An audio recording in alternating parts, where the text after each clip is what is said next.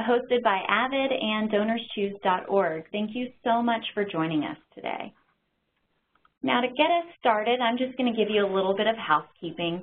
Everyone is in listen-only mode, but we want you to submit your questions throughout the presentation in our chat box. We'll be monitoring that, and we'll present those questions at the end during our Q&A.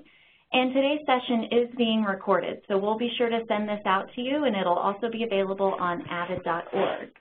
Now, with that, I'm going to turn things over to my colleague, Caitlin, our development manager, who's going to get us started. Go ahead, Caitlin. Hi, everyone. Thank you again for joining us today. I may have had the pleasure of meeting you at one of our summer institutes this past summer, where we were sharing information about how Donorschoose.org can help you support your students in your classroom. At Avid, we value everything you do as educators, and it's one of our goals to make sure you feel supported and that you have the resources you need to help you accomplish your work. As you're aware, Avid just trained almost 40,000 educators this summer. Summer Institute just ended last week, and we're really looking forward to the school year getting kicked off. And is there a better way to kick off the school year than by learning how you can support your classroom? And I would love to take this time now to introduce Katie from Donorschoose. Katie, take it away. Hi, everybody. I thank you so much for taking the time to chat. Whether this is your time right now, your valuable last few days before jumping back into the classroom, or whether you're actually already beginning on in-service or other things in your buildings and you're just sneaking off to do a webinar during that, I really appreciate y'all taking the time. So just as Caitlin said, this is Katie from Donorschoose, lots of K names on the webinar today, and I lead teacher success at Donorschoose, meaning much of my work is focused around helping make sure that teachers are getting connected with funding and are having a seamless experience getting the materials into their classrooms that they and their students need. So what I'm going to do is give a rundown on what Donorschoose.org is, talk through a little bit about how you can get started on the site, and then we're also going to make sure that we take some time to talk through different strategies and ideas for how you can particularly support your Avid program in your school using materials from Donorschoose to make sure that you feel really well set up for that. So some project examples and other opportunities to riff on ideas for your classroom. First things first, I know that there are lots of different platforms out there that you can use for different things for your classroom. I wanted to mention up front that Donorschoose.org is a way to get materials for your classroom that is free, and there's just two things that you need to bring with you to get started on the website. It's a photo of your classroom, and it's an idea of something that you really want for your classroom to make it better. When I say classroom too, I'm speaking broadly. We're a website that's for any public school full-time educator who spends at least 3/4 of the school day with students. So that means that librarians, school counselors, school nurses, and other folks who are working individually or in groups with students throughout the school day are eligible for the site. So if that sounds like you, then you are ready to get started. All you need is just that photo and an idea. The way that our site works, just to speak quickly through that, is that you post a project, which is what we call a request for items that you need for your classroom. That can be anything from musical instruments to binders, to whiteboard markers to lab equipment. It's whatever you need. We'll also share a little bit. It can be also things that aren't items themselves, but services. So it can be something like the speaking fee to bring a speaker into your classroom to speak to your students. Or it could be the cost to cover travel to bring your students on a field trip to visit a college campus. So a project is just resources or experiences for something that your students need. And then once you post a request, you get funded. So what we see is you're able to reach out to your network to raise awareness of what you need for your classroom. And then we also share it out with both individuals, companies, and foundations who are eager to support your classroom. And then finally, once you reach the total cost needed to pay for those resources or experiences for your classroom, then we facilitate the rest. So we actually ship the items straight to your classroom, or we actually help facilitate the speaker to come to visit your classroom or facilitate the field trip from there alongside you. And the reason why we're a website that's been around now for about 18 years and is widespread in use across public schools in the country is that we work really hard to make it really easy. We have folks who are spending their whole day just trying to make this something that takes about 30 minutes to do, to create a request, and try to make it as streamlined and quick as possible.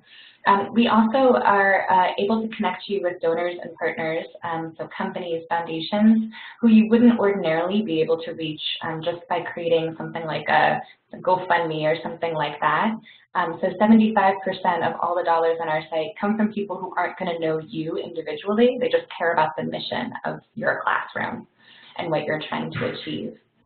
And then last, we're founded by a public school teacher in the Bronx, and we're constantly trying to learn from educator feedback to keep this site as easy as possible to use. So we work really hard to make sure that the teachers are the experts and are the ones making the decisions in terms of how we operate. So to date, we've raised about $700 million for classrooms, which has meant a little over 1 million projects funded. And as you can see there, about 80,000 schools across the country participating. So I think the big reason that teachers continue to use our site is that we work, because y'all don't have time for things that don't work for your classroom. What I'm going to do now is Caitlin and I have been working together to try to identify what are avid teachers requesting on the site, and there's some interesting trends there that we thought could be helpful fodder for both raising different ideas for things you might be interested in requesting, as well as just giving you a sense of what other teachers that are avid teachers are requesting on their site. So Caitlin, I'll let you take it away. Great, thanks, Katie.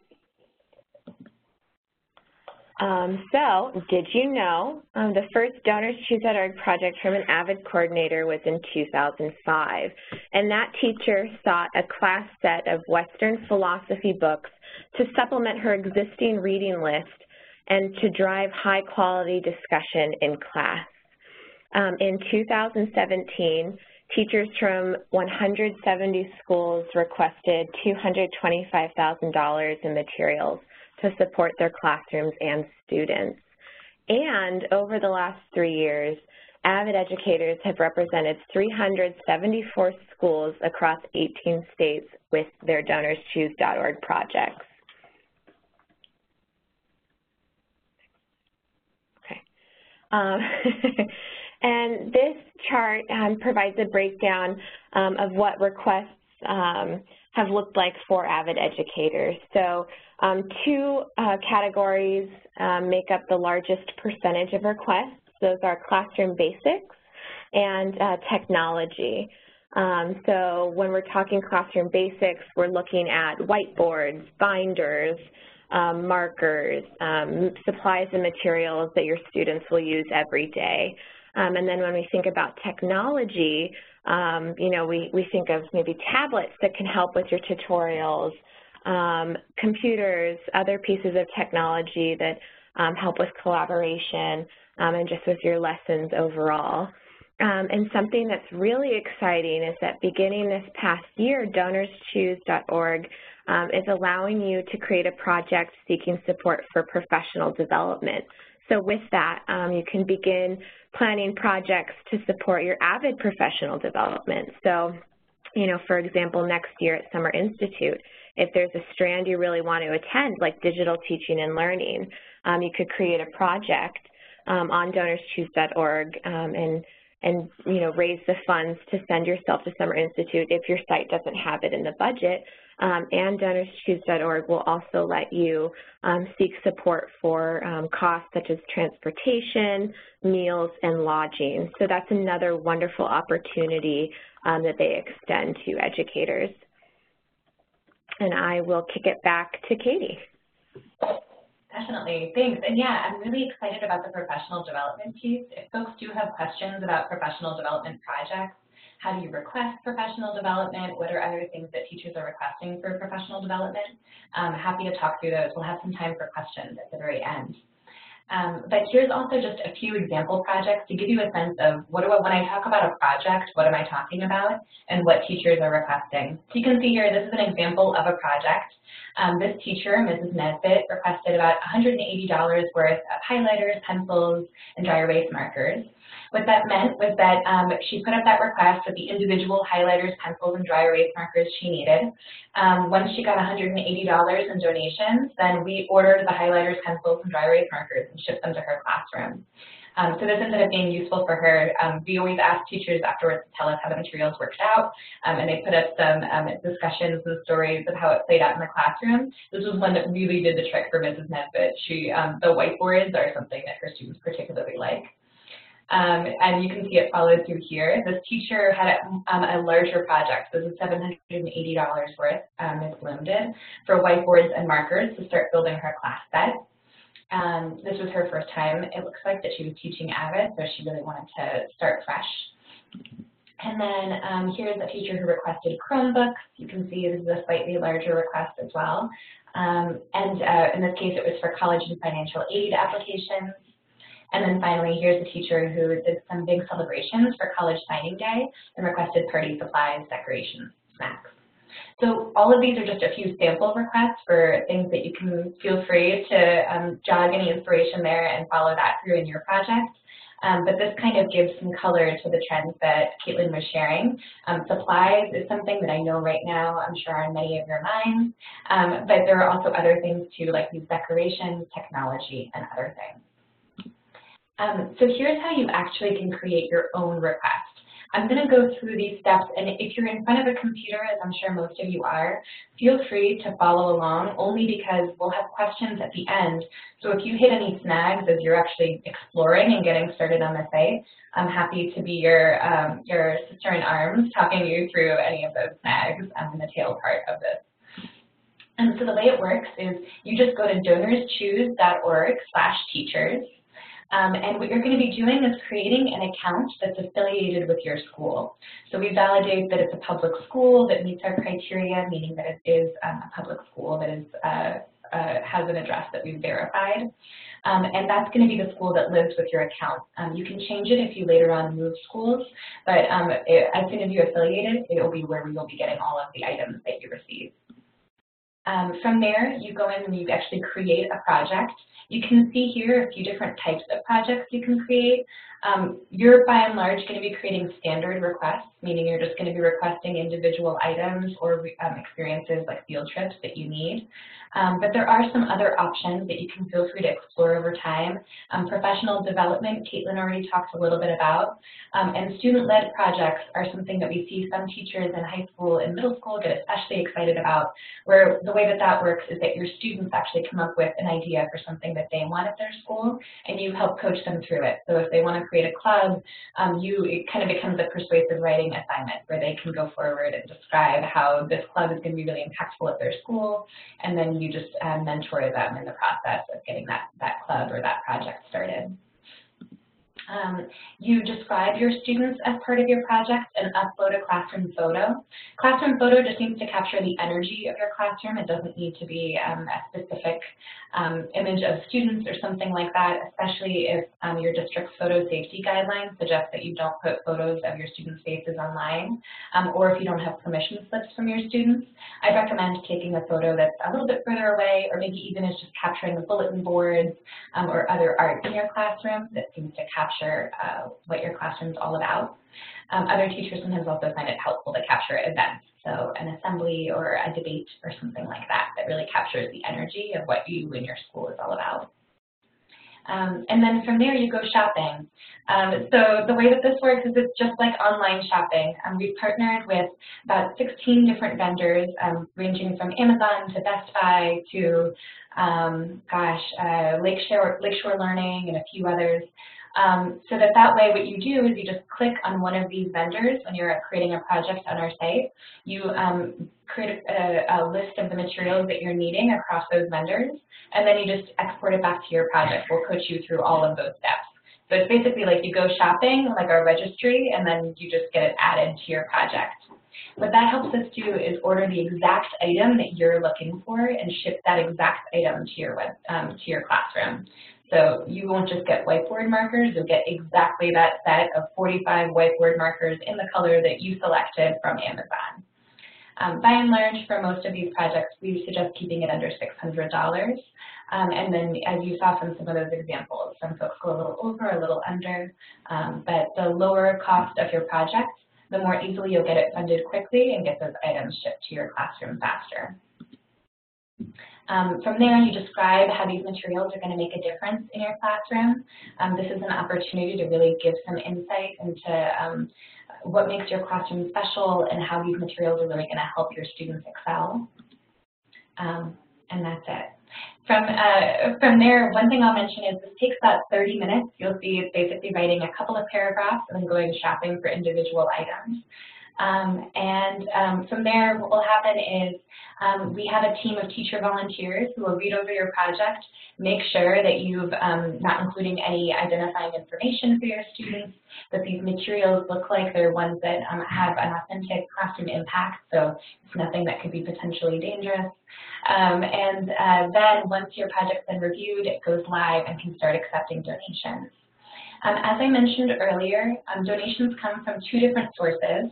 They come from both people that y'all know, so you can feel free to share it out with people in your community who you know would be eager to support your classroom, or you can feel free to share it out with any local businesses who you know would be eager to support your school. And then we also share it out with both individuals, companies, and foundations. And companies and foundations are frequently matching donations to different types of projects. So if, for example, you're creating a science project this fall, you'll see a few different companies are matching donations to those. So that can mean that your $600 project is actually only $300 because they're covering the rest. And then once your project gets funded, you receive the goods. We ship them to your school. We'll confirm with you before we ship them that the school address looks correct and that the materials are all still ones in the right quantities and types that you need for your class. And then once we ship it, we'll just ask you to let us know how your project goes. So share with us some more information about how these materials have worked out for you. And we also share that information with your donors, so that way everyone can know exactly how their donation went to support your classroom. So that's the rundown. We're going to be jumping into some Q&A in just a little bit. I wanted to keep this really fast, just because A, the experience of creating a project should be relatively quick, and also B, because I know one of the biggest things that I'm sure y'all are interested in knowing is what are the specific items that you're interested in and can you get them on Donorschoose? So happy to help talk through your project ideas and make sure you feel set up for them. So with that, I think I'll bat it back to you, Kayla, to get started on the Q&A. Perfect. Thank you so much, Katie. We've got some great questions coming in, and you guys keep them coming. We're still monitoring the chat box. So first two questions were around limits. Are there limits on how often someone applies for funding? And are there limits on how many projects you can create in a school year? Right, so the way it works is you start off when you're brand new on our site with the ability to create 2 projects. That means that you can have one project of a cost of over $1,000 if you choose, and another project that has a cost of less than $400. So you can just create one project, you can decide to create 2 right out of the gate.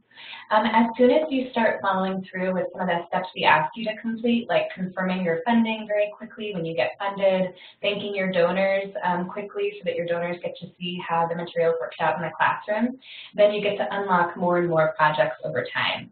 So as an example, just yesterday I was chatting with a teacher who was visiting our office who at this moment has 8 projects going on, and she always tries to keep 8 projects going throughout the school year. So she had about 40 this year funded.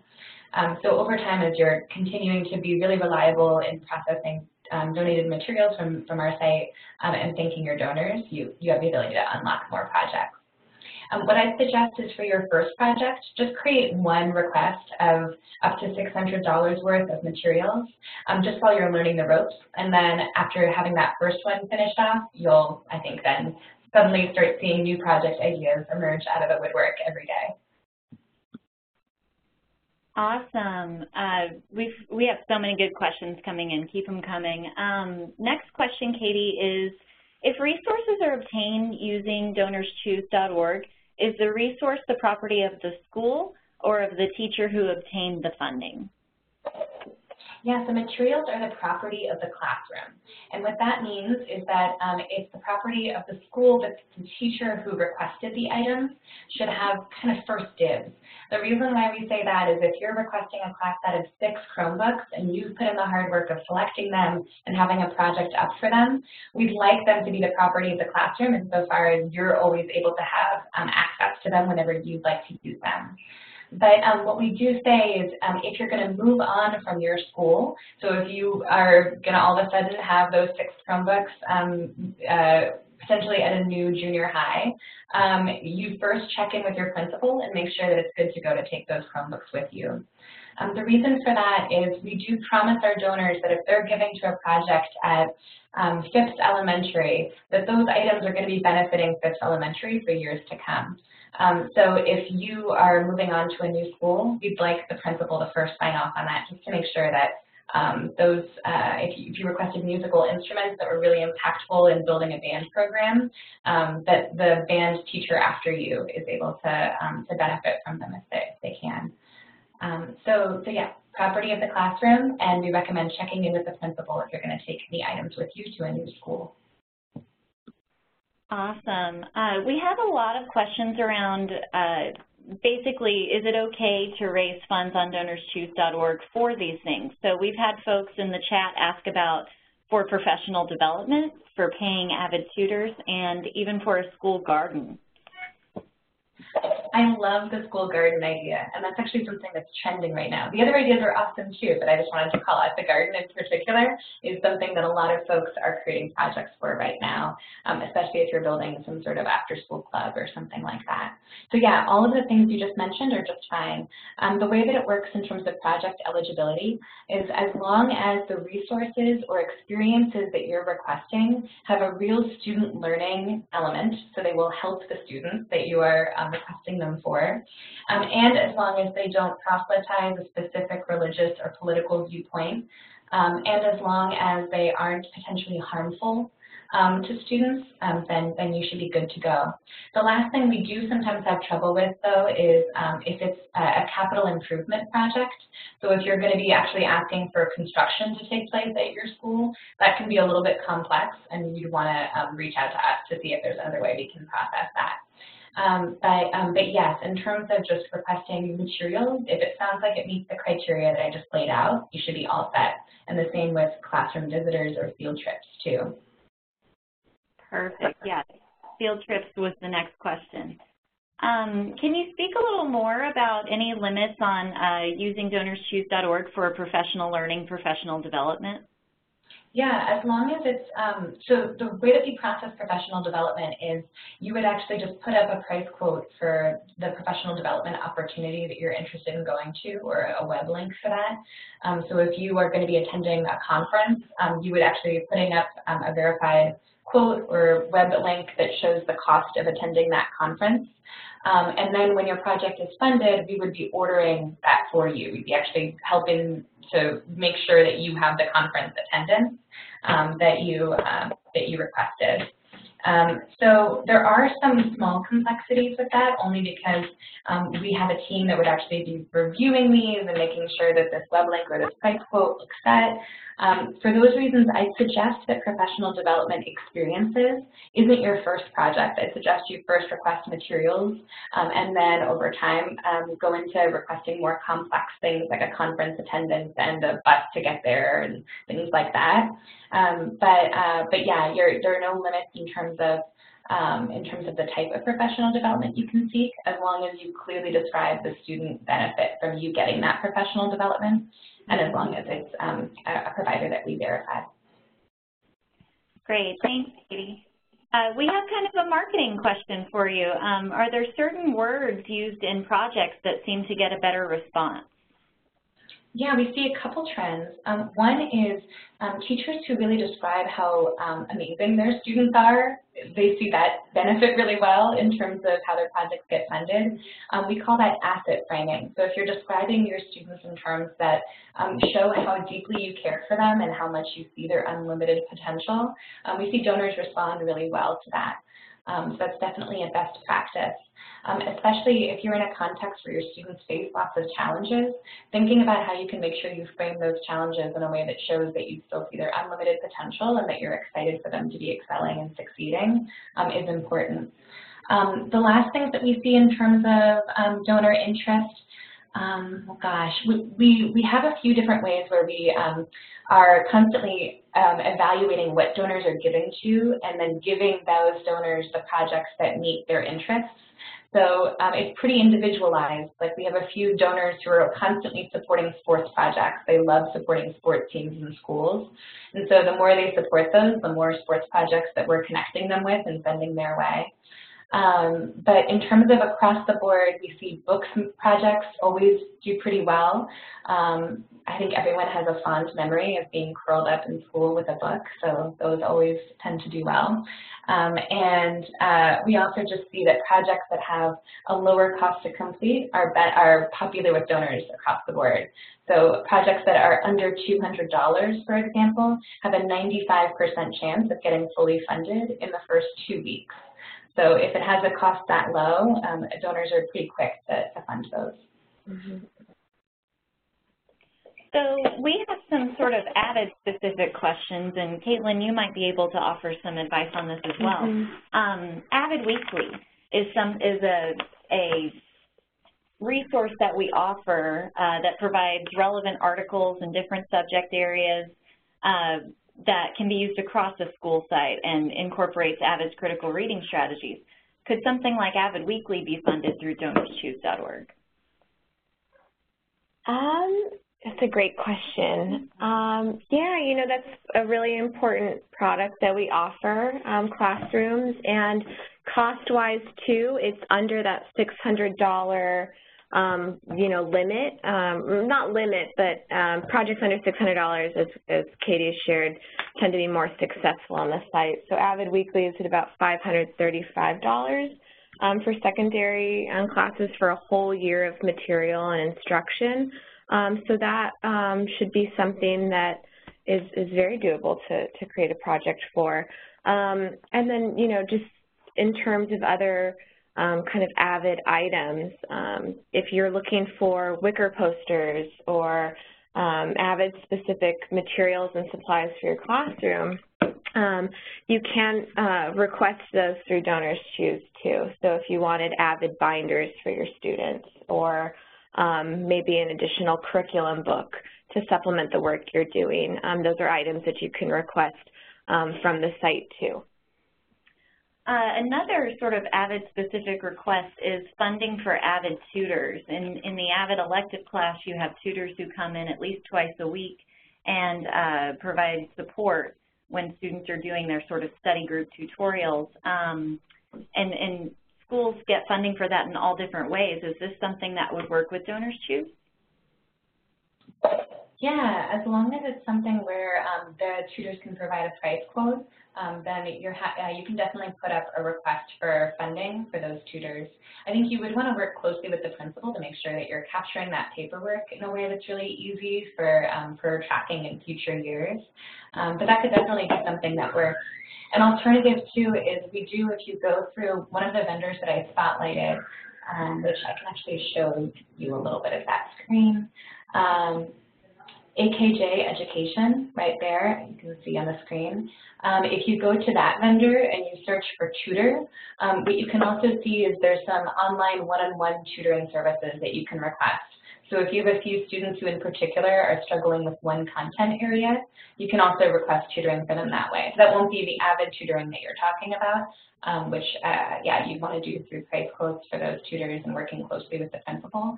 But if there are some students who you think would really benefit from SAT tutoring, individualized tutoring in a specific subject, you can get web tutoring services from AKJ. That's great. And, you know, in the Avid classroom, tutors are really important for those tutorials. And they're Avid trained. Right, those Avid trained tutors. And we'll investigate this a little more after the webinar, but all that information will be available to you afterwards. Perfect. Next question is, what happens to money donated to Donorschoose.org if you're not able to fund the project in time? Yeah, so every project has 4 months to reach its funding goal, unless there's something that's really time sensitive, like you're asking for funding to go to a conference, so you only have a couple weeks before you'll need that funding for the conference because of just the date of when the conference takes place. But otherwise, you'll have 4 months. If at the end of the 4 months you have raised, say, $200 and you still have $300 to go, what we do is we automatically check in with the donors so that they can choose to send you that funding in a Donorschoose gift card that you can use to your next project, or they can choose to support a different project. So what that means is that if it's donors who know you personally and have supported you personally, they'll 100% be sending you a Donorschoose gift card so that you can post a next project. For donors who maybe don't know you personally, we see about 90% of donors will still send you a Donorschoose gift card, and that remaining 10% might choose instead for that funding to go to a different classroom. So that's just some FYI information there. But what I would suggest then with that in mind is we see this being something that's especially tricky if it's a really expensive project. I think it's the most heartbreaking feeling if you have a project that's worth $3,000 and you've raised $2,000 and you just have done so much and spread the word so hard, but you still have some funding left to go. That's when this gets, I think, especially tricky. So with that in mind, I would recommend keeping your project smaller. So if you're requesting Chromebooks so that you can have Chromebooks for one-on-one laptop time in your classroom, creating smaller projects that kind of break up that big Chromebook request. So one project for 3 Chromebooks, another project for another 3, like that, and accumulate your collection over time, rather than creating one massive project where then you might come close to your funding goal but not quite reach it. Great. So we have a question involving your site.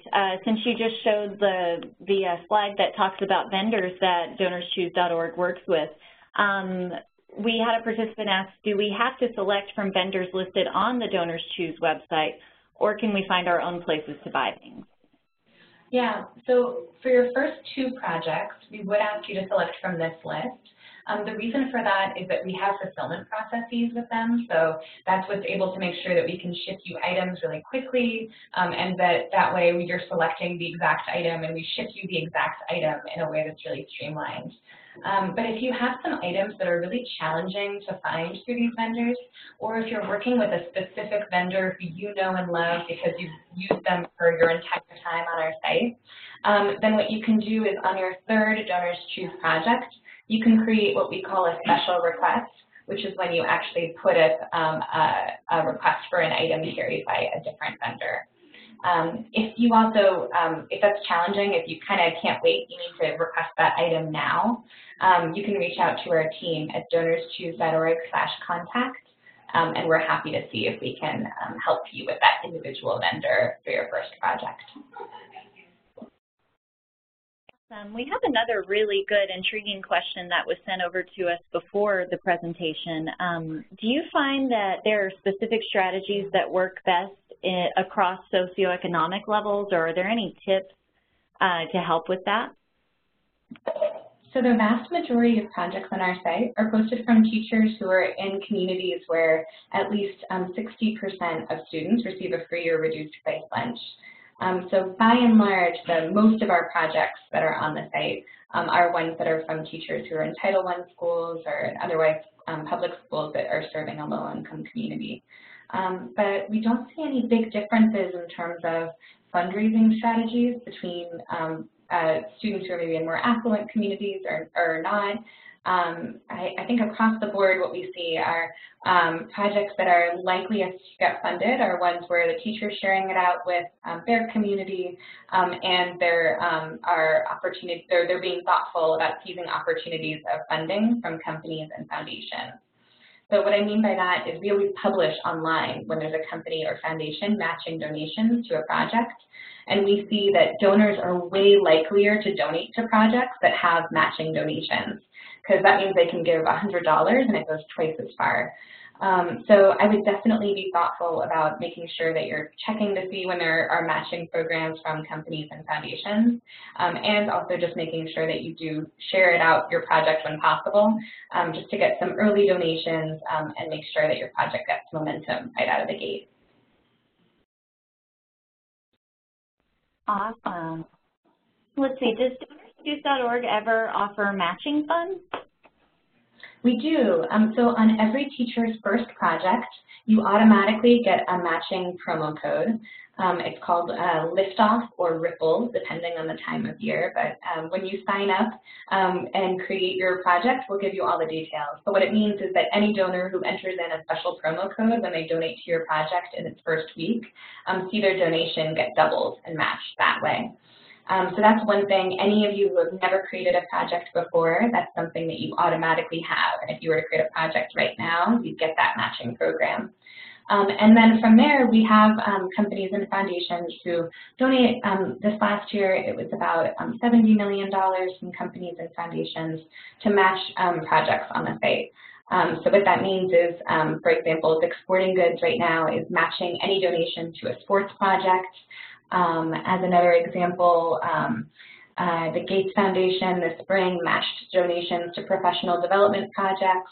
Yamaha will soon be matching donations to musical instruments projects. So we always keep that information up to date at donorschoose.org/match offers. And I'll actually type that in the chat too, just so if anybody wants to check it out, they can. What you can also do is if you sign up on our website, we always send you a monthly email that gives you some of the matching programs that are available at that point. So definitely keep your eyes peeled for that. Great. And then we have a question from one of our Avid principals asking, can we ask people to sponsor students to attend certain academic or leadership camps? Definitely, and hi there, principals. That's great that you attended. I'm actually dropping in a link for you if you're interested that has some more information about how principals can help be involved on DonorsChoose and share this information with staff if you'd be interested in during the back-to-school season. But yes, you can definitely encourage teachers to create a request for students to attend leadership camps. The way it would work is it's like a field trip request. So the teacher would be putting in a price quote for the leadership camp that shows the cost of that experience. And then students can attend once the project is fully funded. We'll coordinate it from there. One thing to note too is if you have some funding available for the teacher to attend or for the students to attend a leadership camp, but your budget won't cover the whole thing, you can create a project for part of the cost of sending the student to a leadership camp.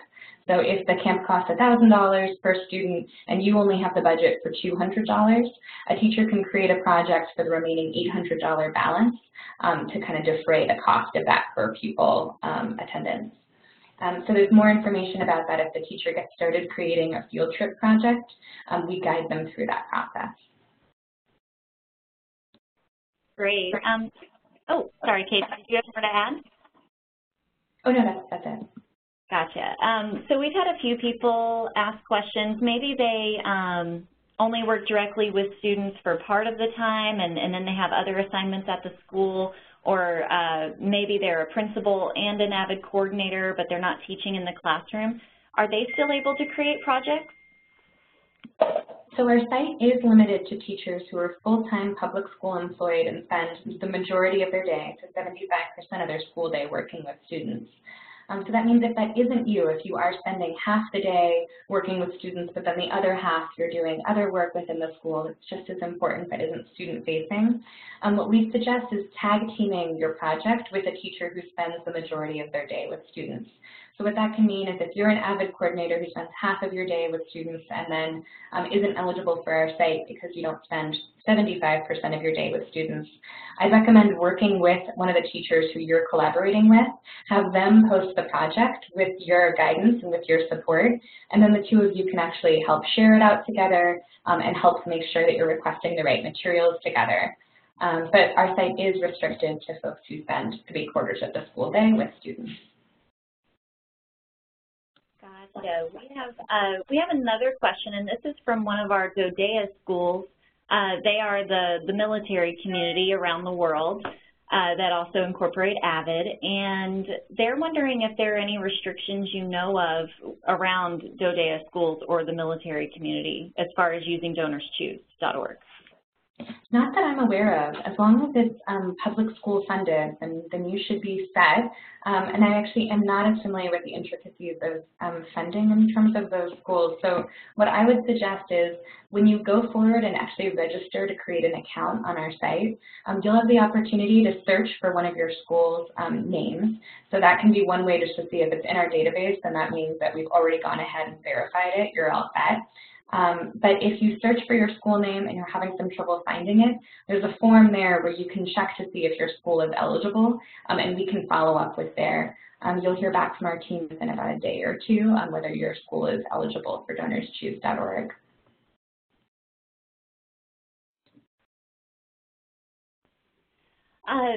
So another question we've received is, what's the best way to get folks on your campus to buy into using Donorschoose.org? Is there any best practice you can share? Yeah, I think one thing that you can go to, if you, and I'll paste in the link here, is we have a toolkit where there's a training that you can feel free to do during the back-to-school season, maybe in an in-service, as well as a couple flyers and things like that that can help them get started. The last thing is we do also have a referral program. So if you're a teacher who sees success with using Donorschoose, you'll get a special link that you can share out with any teacher you know. And if they create a project through that link, you get $25 for your next project.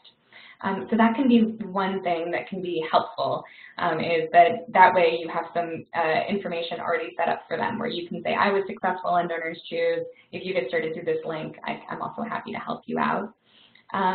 So that's a couple of small resources, and I'll drop the link for those in the chat. What I'll just say, though, across the board is I feel like if you're experiencing that teachers are reluctant to use the site, the big reason why would be that they don't think it works, that it feels like it's a time drain, I don't have a half hour to spare, especially if they're thinking that this isn't going to be something that will get funded. So I think sharing your experience once you've been funded and letting them know that this thing is successful, that it does help you get materials, is useful.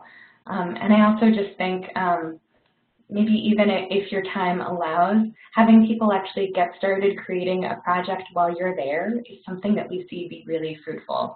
So if you're leading a training on how to get started on Donorschoose at your school, or if you're just telling other teachers to get started on Donorschoose, I'd really recommend that you don't just talk about it in the abstract and then say, cool, like good luck with this, let's stay in touch. You actually have them get started a little bit while you're there so that they can see this is as simple as describing students, describing the impact of materials, and online shopping. Once I think they kind of get into the flow of it, I think you'll see buy-in increase there. But for the meantime, if you are interested in referring Donorschoose to a colleague and earning those $25, that's the link for that. And then I'll be pasting in the link to that training in the chat as well. Great. And then, Katie, do you have any tips you can offer or let us know? Is there anything special that needs to happen with a campus's or a district's accounting department or procurement office? Right. So since we never send cash to teachers, there shouldn't be too much trickiness on the accounting end. So we never send dollars to teachers, period. So we never send checks and we never send dollar bills raised to the site. We only ship materials. So we see that for some district offices, that then is a big relief because then they don't have to think about tracking individual dollars that were donated to a school. Everything is just materials. We also do notify principals in advance of every shipment, as well as other teachers at that site. If a principal isn't getting a notification, it probably means that we don't have them on record as the principal of record. We're still emailing the previous principal. And so if you're a principal and you haven't received any information about getting materials, then if you go to that donorschoose.org/principals link, there's some information there for how you can update it in the record. But other than that, I think the last thing I would say is if your district has questions about procurement, or if your district just really wants to be able to feel like they understand how materials are operating, we have a link for them too. It's donorschoose.org/administrators.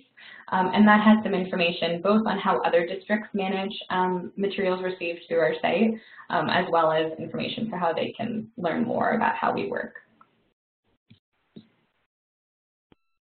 Thanks, Katie. I just want to let everyone know we are going to wrap soon, so please make sure you get those questions you still have submitted. We had a question come in just curious about how Donorschoose funds itself. It is a nonprofit, so could you tell us a little more about that? Yeah, so the way we work is when a donor donates on the site, they have the option to select some of their donation to go to Donorschoose. We see a fair chunk of folks decide to leave that intact, so they do have a small percentage of their donation come to us. And that's how we keep the lights on. We're a nonprofit that has a 4-star rating from Charity Navigator, which I only plug because Charity Navigator is a really great website if you're ever thinking about supporting other charities. It gives you really good insight into terms of what the overhead is of an individual charity or how the nonprofit pays its bills. And so the reason we were able to earn that is that we just keep our operation really lean. So we keep our overhead really small, and that optional donation is how we keep our rent paid. That's awesome, Katie. We had another great Avid-specific question. A lot of our schools make Avid T-shirts, and they personalize them for their campus. Is something like an Avid T-shirt for students on campus to advertise what they're doing, is that something that can be used on Donorschoose.org? Yeah, sure thing. So you can do it a couple different ways. If you choose to have your students are customizing T-shirts, you can get blank T-shirts, obviously, from Amazon and other places. But if you're looking for a custom design and you're looking for it to be printed on there, the way that you would do it is in the same way that I talked about with special requests earlier. When you're requesting items that are custom for you, you're going to actually be putting in a price quote for the cost of the printing alongside the cost of the shirts if you're requesting that, and create a project for that. I would, though, again, suggest that that's not your first project on our site, only because putting up price quotes for custom printing and having custom printing take place as we're facilitating it is a little bit more complex than I think just getting books or binders are. So while you're still learning the ropes, I would suggest still getting basic supplies for your first project, but you can definitely create a request for custom printed shirts. Great. Let me know if I captured that right. If you're thinking of shirts that are like from a different vendor, jump in if I'm saying the wrong thing. I think you captured it perfectly. Cool. We've also had folks still kind of asking about field trips, and I think just because a field trip involves so many moving parts, you know, food for the kids, transportation, sometimes access to get into certain places if it's an experience they're having. Do you have any best practices around funding field trips? Yeah, so I'd say the first one is to be mindful of project costs, like I mentioned. What that can mean is that I would suggest if you have a really big field trip, if you're taking your students, say, all on a big college trip, and it's going to take them having buses, it's also going to take them having food along the way, and then finally you're hoping to visit the local museum on the way, and so you need tickets for that museum. I would think about potentially pulling apart some of those costs. So first, putting up a project that's requesting the thing that you know for sure is going to be intrinsic to the field trip happening and that your school doesn't have the budget to provide. So for some teachers, maybe that is the attending the museum piece afterwards. And then once you have that paid for, then putting up another project for the buses, or if you choose having those two projects happen at the same time, would be one suggestion. But we do see some teachers do create just one big ambitious project for everything for a field trip, and they're just really smart about comparison shopping among different bus companies and making sure they're capturing the best possible deal when they're putting up price quotes for it. So definitely, if you feel like also you have a base of a community that might be interested in supporting your classroom field trip, or if you're going to be having students even maybe fundraise for this college trip field trip and do a local car wash or have a bake sale or other things that they can do to try to fundraise for this request, you can feel free to make a more ambitious project for the field trip. But yeah, the structure for it is just that when you're creating a project, you create a standard request, and you are going to be prompted to select whether it's a field trip, and we'll walk you through putting up a price quote and other things from there. The last note I'll say on field trips is that you should create your project at least 2 months in advance of your field trip, just so that you have enough time both to have your project funded and then for our team to actually facilitate the field trip for you. So I hope no one had a field trip in mind for this weekend, but yeah, we recommend 2 months in advance. Awesome advice, Katie. And then we had one more question come in. We'll probably end with this question and then do some of our wrap-up. Are there particular months in which a project is created where it'll be more likely to get funded? And then are there any months where projects seem to struggle to get funded?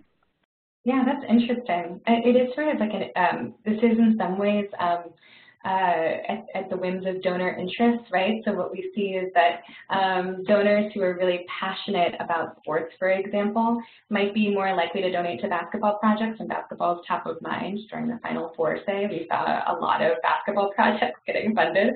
So I think thinking about what will be on the mind of your supporters at different points is useful. But across the board, we see the highest success rates for projects, especially during the holidays. And that's an interesting thing because as a teacher, you tend to be thinking about everything you need during the back-to-school season, and that definitely is actually also a really high funding period because people want to support their local schools. But if there's anything that during the holiday break you think you need for your classroom that spring, I very much recommend creating a project board around the holidays, just because we see that people during that generous time of year and also right before the end of the tax season or at the end of the tax fiscal year, they'll actually be donating to projects then. So putting up a project during the holidays is always a good idea. Awesome. Now I want to turn it over to you and Caitlin to talk about this just one more thing. So you have until Friday the 10th to kick off your first project request on Donorschoose.org and receive a guaranteed $50 donation with your first-time project creation. So this is a really unique opportunity and, again, something that can kick off the work you're going to be doing with back-to-school ramping up. And then, Katie, could you speak a little bit about this great contact information for us? Yes, okay, so I hope that I was useful as people were thinking about different project ideas, but if you have more in the weeds questions that we didn't have the chance to get to, like for example, let's say that you have more questions about that field trip idea to take students on a college visit or to have students go to those leadership camps, or if you're just having a tricky time thinking about how you want to get those custom T-shirts, you can go to donorschoose.org/contact. We'll just ask you to give us some brief information about your question, and you'll hear back from our team within 24 hours. So we're speedy. And then last, if you are a school principal, we do have that page that I also linked in the chat, which is donorschoose.org/principals. And there's some information there, both about how you can get, make sure that your email address is the one that's on record that we should be reaching out to with updates on projects getting funded, as well as any other school level information. And then you can also get some information there for a toolkit for how you can get teachers using Donorschoose at your school. So that's the link up there on the screen. And if you're a teacher on the call and you want to share that with a principal at your building, just so that they can also feel like they are in the loop on things that they're receiving, so feel free to use that link. And then the last thing I think I'll mention is, in addition to that $50 donation that is really exciting through Friday, really recommend if you haven't created a project before, this is the week for it. You'll also receive that matching donations program I mentioned, so a promo code for your first project that matches donations for the first week. So if you've got something that you're just dying to have for your classroom this fall, whether it's technology, furniture, materials, hope we can help out. That's awesome. I feel like I can hear the Avid educators typing in looking for binders right now and other supplies. So I also dropped in our chat the link to Donorschoose on avid.org, where we're sharing resources as well and linking with these amazing allies in education. So please visit all of those. Within a week, we'll have the recording to you along with links to all these great resources. And, you know, we're excited to see what happens. Get social with us on Twitter and let us see what's getting funded with #ThisIsAvid, so we can keep up with all the great things as well. And unless Katie or Caitlin have more to add, you know, have a great day, everyone. Thanks for joining us. This is Kayla, Caitlin, and Katie, and we really appreciate your time today. Have a good one. Thank you, everyone. Thanks so much, everyone. Good luck with back to school.